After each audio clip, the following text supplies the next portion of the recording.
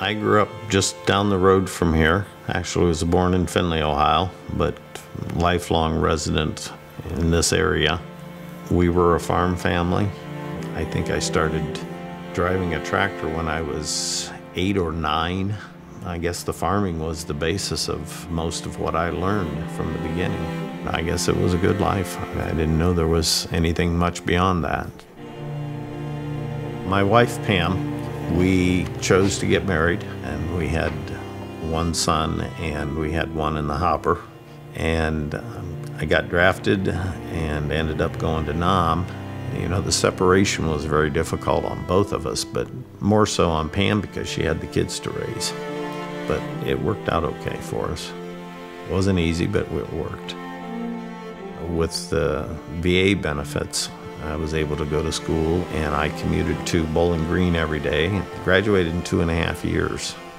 Was fortunate to get a job right after I graduated, so spent the rest of my career in education. It was July 5th of 2016. We were informed that Pam had pancreatic cancer.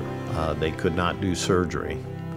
All they could do is try to keep her comfortable. We decided she wasn't going to be in a hospital.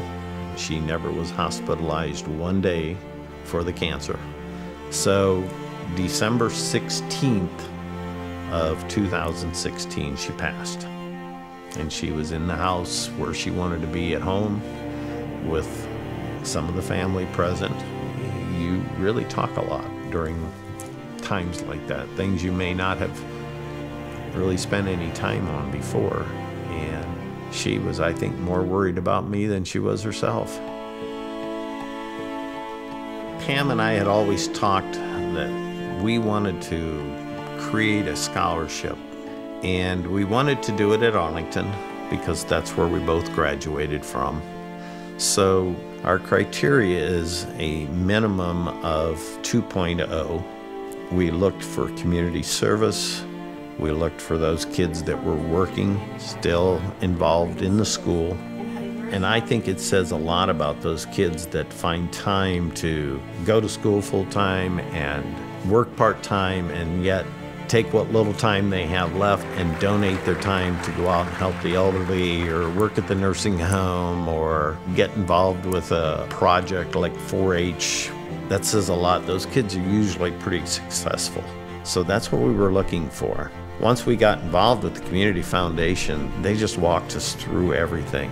We knew what we wanted to do, and they made suggestions along the way, things to think about, and they were right on the money.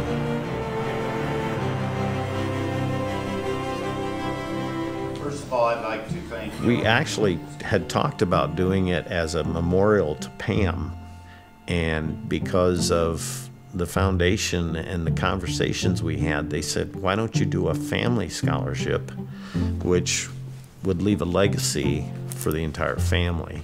This is what Pam and I talked about years ago. If we ever got in a position where we could afford to endow a scholarship, that's what we wanted to do. So it's a wonderful thing.